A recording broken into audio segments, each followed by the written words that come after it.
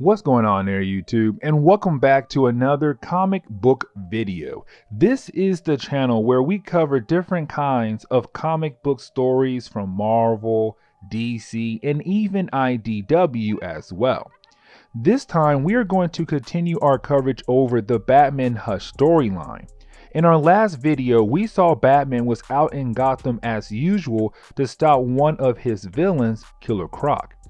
Except he realized that Killer Croc was acting different, and that Killer Croc was not the only one acting different either.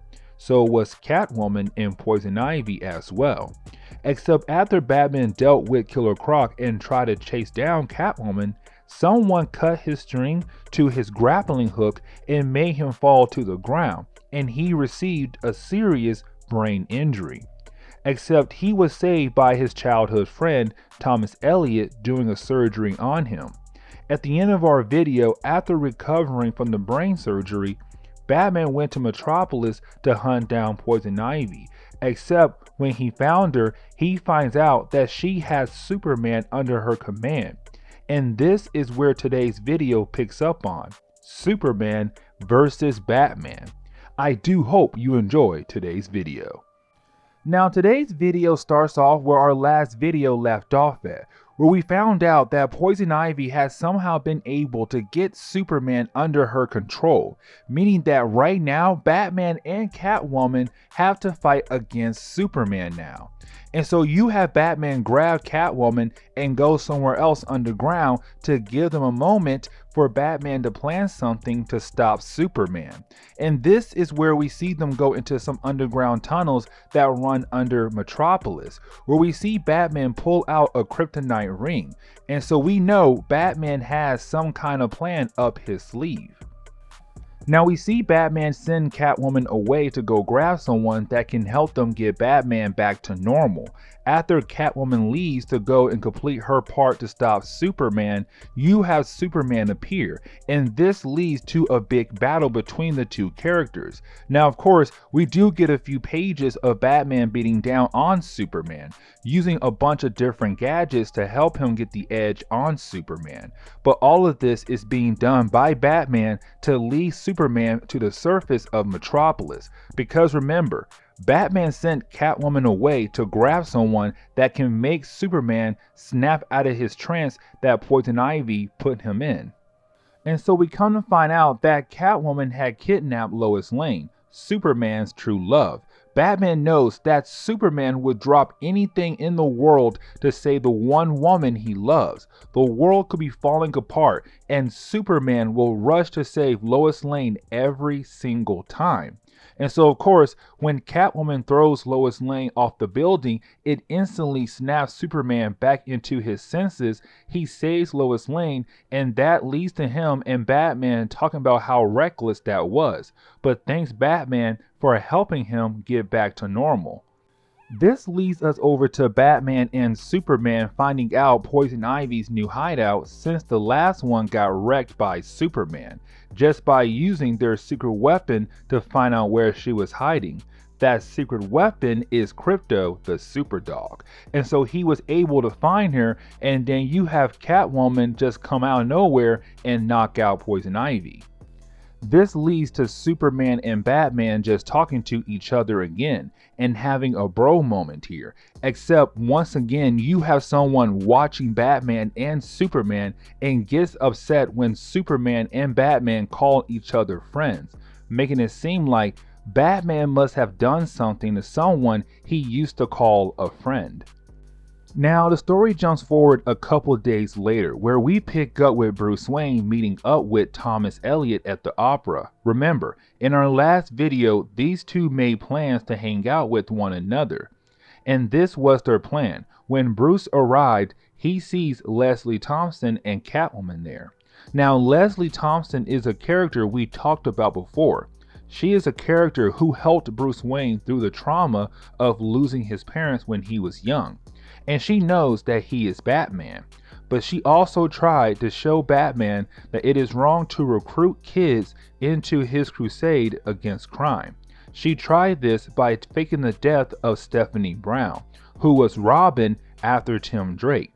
Now, Catwoman is there because she is Leslie Thompson's date for the night because they are best friends.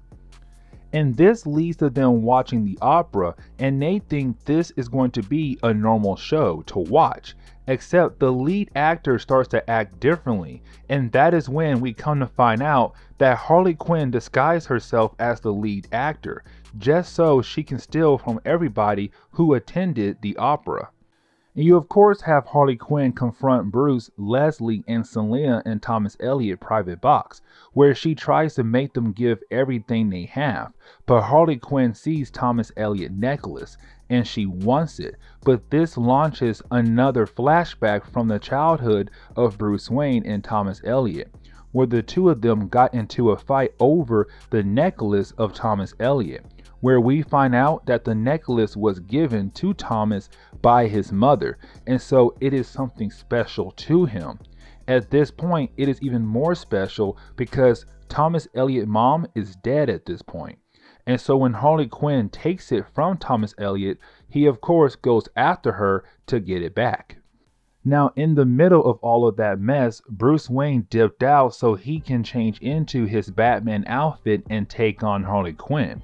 This, of course, leads into a battle between the two characters, but while they are fighting against each other, something from the stage falls on Bruce Wayne's head, which makes him completely stop. Because if you remember in our last video, Bruce Wayne needed brain surgery because of his fall in our last video.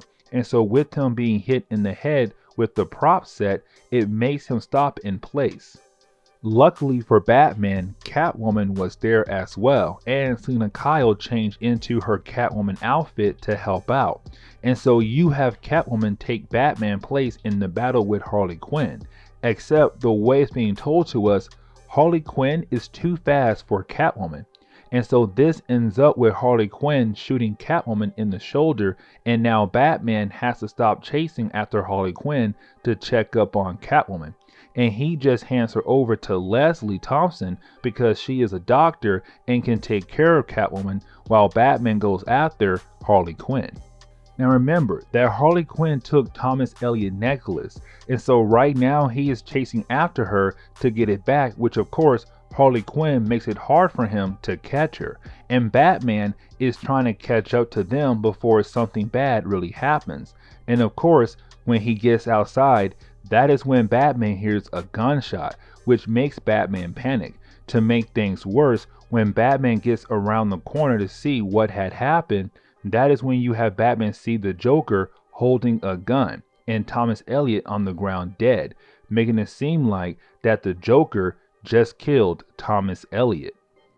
Now this makes Batman just go full rage mode on the Joker because the Joker has caused so much pain in Batman's life. Remember, the Joker shot Barbara Gordon and left her paralyzed, and right now Batman is thinking about her while he is beating down on the Joker, because right now the Batman is thinking about killing the Joker to finally end this madness that surrounds the character, like Batman is choking out the Joker hoping to kill him.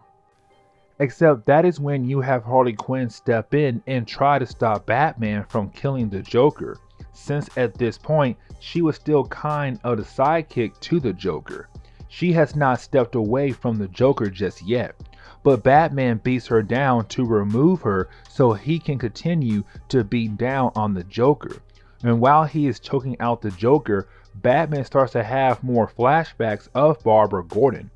Batgirl brought a lot of happiness in his life, in her own life as well, only to end up being shot by the Joker. This leads to Catwoman stepping in, hoping to stop Batman from making the biggest mistake in his life. She knows Batman is not a killer, and if he does, it will change him forever. Except right now, Batman is having flashbacks now of Jason Todd, who was killed by the Joker. The death of Jason Todd has always been heavy on Batman's shoulders because Jason Todd was full of rage and had no skills as a Robin like Dick Grayson. But Batman was hoping he could help Jason, and it led up to Jason being killed by the Joker. Then this led to Batman knocking out Catwoman, but after doing that, he starts to think about how the Joker could end up killing Catwoman as well in the future if they do become a couple. This leads back to Batman continuing to choke out the Joker, and the Joker is still trying to tell Batman that he is innocent, that he did not kill Thomas Elliot, that someone set all of this up to make it seem like the Joker was the one who killed Thomas Elliot. But you have Jim Gordon step in and try to stop Batman. Now, Jim Gordon should be down to kill the Joker, since the Joker shot his daughter Barbara Gordon. At this point in DC Comics, the Joker also killed Jim Gordon's wife as well. And so to Batman, Jim Gordon should let him do this, except Jim reminds Batman that if he does, he will end up basically like the Joker. And so you have Batman snap out of it and let the Joker go, and you have the Joker say again that he is innocent.